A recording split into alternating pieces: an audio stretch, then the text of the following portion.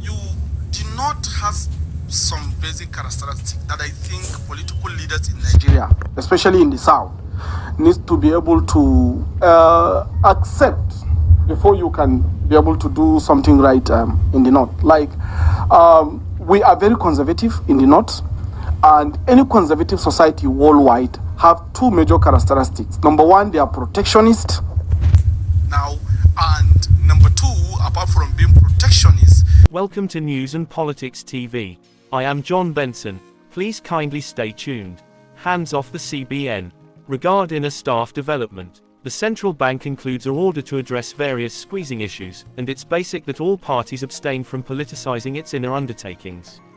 Superfluous political intruding within the inner issues of the Central Bank of Nigeria has continued for distant as well long, undermining the institution's capacity to operate successfully. It's time to put an conclusion to this troublesome obstructions. As of late, a gathering of 58 representatives, driven by Representative Suleiman Kawu of Kano State, contradicted the central bank's arranged to move a vital division to Lagos from its central command in Abuja. Senator Ali Ndume of Borno South indeed went as distant as debilitating political consequences against President Bola Ahmed Tinubu in the event that the government continued with the plans. Late last year, the central bank inside proposed a arrange to decongest its central station and improve operational effectiveness. This move was not as it were pointed at adjusting the bank's structure with its capacities but to at complying with building controls and advancing office space. The choice was based on sound financial thinking, with the unused office in Lagos being underutilized and deliberately situated closer to key partners. Previous central bank representative Sanusi Lamido Sanusi legitimately pointed out that such inner redesigns are sensible and essential for the institution's smooth operation. His proposal to decentralize certain capacities to Lagos adjusts with operational practicality and proficiency. The current hubbub raises broader questions, almost the adjust between financial judiciousness and political contemplations, as well as the legitimate place of the government capital region. Be that as it may, it's significant not to let these talks about divert from the squeezing issues confronting the country, counting swelling, nourishment frailty, and broad frailty. Rather than worsening divisions, government authorities ought to center on tending to these critical challenges.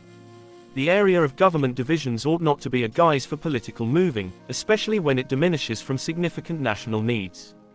Abuja was conceived as an unbiased zone, free from territorial affiliations, and it ought to stay so. The central bank incorporates a command to address various squeezing issues, and it's basic that all parties abstain from politicizing its inside undertakings. In conclusion, let's permit the central bank to concentrate on its center capacities without superfluous obstructions. It's time to organize national solidarity and the successful working of crucial educate over political posing and division. Presently, let's dig more profound into the complexities encompassing this issue. At the heart of the matter lies a clash between political interface and regulation effectiveness. The congresspersons contradicting the central bank's migration arranger naturally concerned almost the potential ramifications for their voting demographics. In any case, it's basic to recognize that choices with respect to inner staff developments ought to be guided by operational imperatives rather than political convenience. The central bank's choice to migrate certain offices to Lagos isn't self-assertive but established in a vital evaluation of operational needs. As Sanusi Lamido Sanusi apropos famous, uniting certain capacities in Lagos makes key sense, considering the concentration of key partners within the budgetary segment within it. Thank you for staying tuned. Please like and subscribe for more updates. Do have a great day. It's a point where in Nigeria today we have to accept ourselves whether we are going to continue with the military centrist approach to government or whether we want to democratize our systems. If you look at where we pick our democracy from, for instance, United States of America, they have a central bank which they call Federal Reserve. And the Federal Reserve itself has about 12 other regional Federal Reserve system. The operational angle, the Board of Governors, the chairman, and I think also the committee that regulates their open market committee, they call it the Open Market Committee. These are the offices that stayed central. But all other operational units of the central banking system in the United States is decentralized. That's why you have 12 from Boston to Cleveland to New York and other things. And again, In the US, they are equivalent to what we have as banking supervision is managed from New York, similar to the way we have Lagos today, because almost all the headquarters of Nigerian banks are sitting in Lagos, with the exception of Jaiz, Taj, and Unity Bank, I guess, and some other banks. Almost all the headquarters are sitting in Lagos, so it makes it clear for banking supervision arrangement where some people take it as a political move. Why? Because the politics and the economy are bundled together. Again, you have another department, this OFI, the Other Financial Institution Department.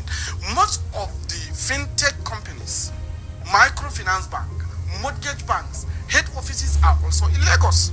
So it makes sense for this department to operate from where they are supposed to be more effective in delivering public service for the benefit of public good. But because of this structure and the way even the government communicated it and a lot of confusion, we now have a situation whereby people are now beginning to see it as political. It's not actually a political move. It is a very strategic economic move. Why are some northern elites angry about it?